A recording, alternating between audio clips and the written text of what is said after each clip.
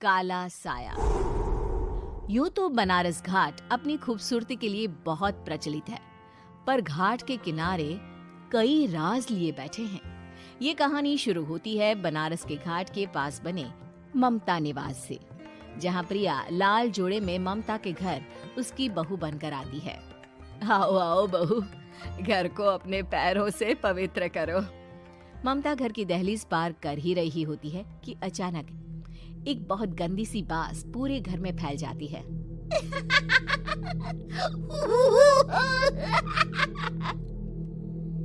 ये बदबू और ये आवाजें, ये कौन हंस रहा है माँ?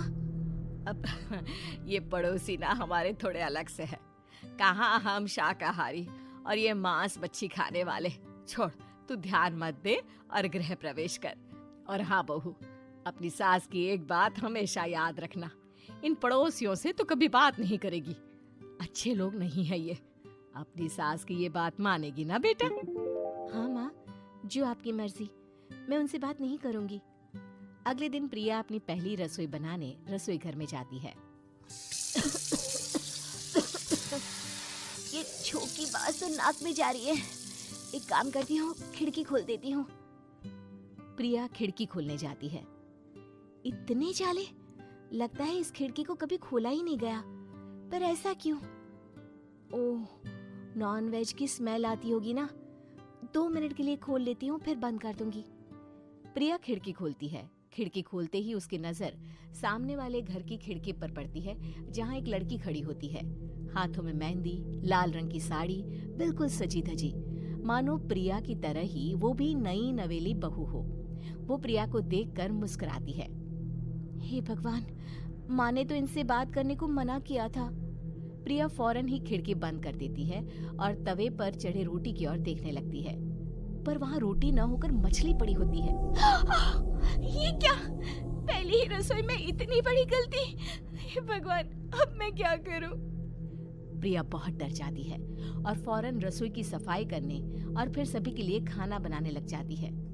जब वो सबको खाना परोसती है, सब तो ठीक है, मैं बेकार में चिंता कर रही थी। हे भगवान, ऐसे ही बस अपनी कृपा बनाए रखना। रात के वक्त जब सब सो रहे होते हैं, तब प्रिया को पायल की आवाज सुनाई देती है, जिससे उसकी आंख खुल जाती है। ये पायल की आवाज कहाँ से आ रही है? प्रिया उठकर उस आवाज के पीछे छत की सीढ़ियों तक जाती है। तभी उसे बच्चे के रोने की आवाज आती है। प्रिया छत पर जाती है तो क्या देखती है? वही लाल साड़ी वाली लड़की अपनी गोद में एक नवजात बच्चे को घुमा घुमा कर सुला रही है। तभी प्रिया की नजर उसके पेट पर पड़ती है। ओह गॉड, ये तो प्रेग्नेंट भी है। सुनिए, बच्चा सो नहीं रहा है क्या? मैं कुछ मदद करूं? नहीं नहीं, आपके घर वालों को अच्छा नहीं लगेगा, मैं संभाल लूंगी। स्नेहा की गोद से बच्चा हाथ मारकर प्रिया की गोद में आने को छटपटाने लगता है। दोनों घर अगल बगल में बने होने के कारण प्रिया उस बच्चे को गोद में ले लेती है। प्रिया के पास आते ही वो सो जाता है। बच्चे का वो स्पर्श रात भर प्रिया भूल नहीं पाती और अगली सुबह वो छत पर कपड़े सुखा रही होती है। तभी उसे एक औरत इशारा करके बुलाती है। स्नेहा कह रही थी बाबू तुम्हारी गोद में आते ही सो गया। मैं गौरी, स्नेहा की माँ हूँ। बहू, घर आना, बाबू को खिला भी लेना। शाम को जब घर पर कोई नहीं रहता, बच्चे से मिलने के लिए प्रिया छिपकर अपनी पड़ोसन के घर चली जाती है और कुछ देर बच्चे को खिलाकर वापस लौट आती है। इसके कुछ दिन बाद ही प्रिया को पता चलता है कि वो माँ बनने वाली है। ममता की खुशी का ठिकाना नहीं रहता।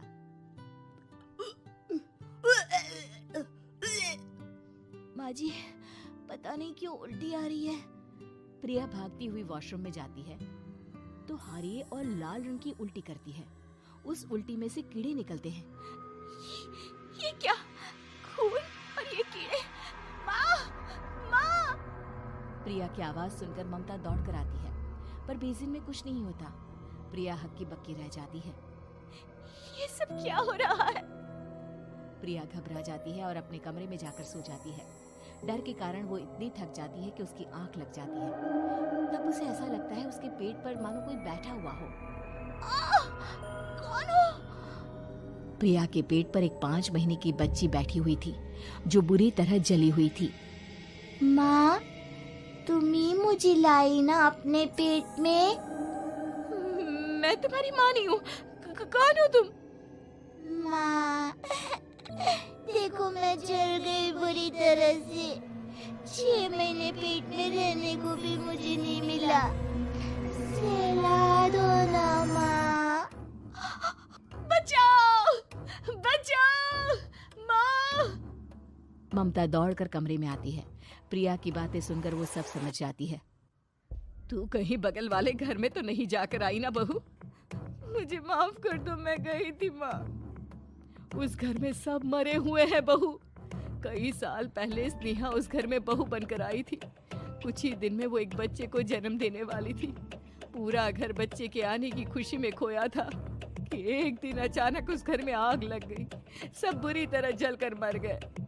गौरी आज भी दादी बनने का इंतजार कर रही है और इसीलिए स्नेहा ने अपना अजन्मा बच्चा तुम्हारी कोख में डाल दिया।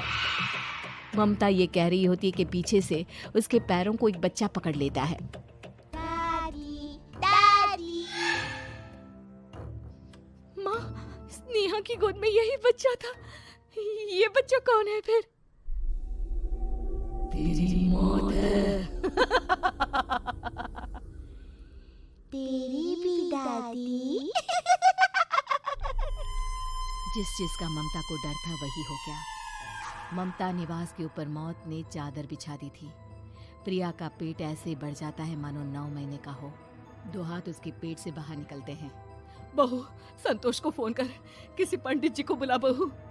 प्रिया का पति भागता हुआ घर आता है।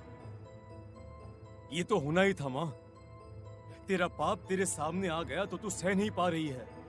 स्नेहा घर में आग लगी नहीं थी, माँ ने लगाई थी, प्रॉपर्टी की लालच में। और वो बच्चा मेरी पहली पत्नी का बच्चा है, मेरा बेटा, जो कि उस आग की चपेट का शिकार हो गया था। मैंने तुमसे ये सब माँ के कहने पर छुपाया था। मुझे माफ कर दो प्रिया। तुम अगर चाहो तो यहाँ से जा सकती हो।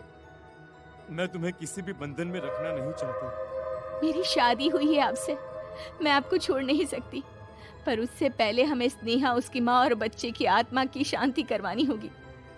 संतोष और ममता गौरी के घर जाते हैं। अंदर सब कुछ जला हुआ होता है। जमीन पर जली हुई लाशें बिखरी हुई थी। ममता रो रो कर अपने करने की माफी गौरी से मांगती है। प्रिया स्नेहा के घर वालों का अंतिम संस्कार करवा देती है और ममता निवास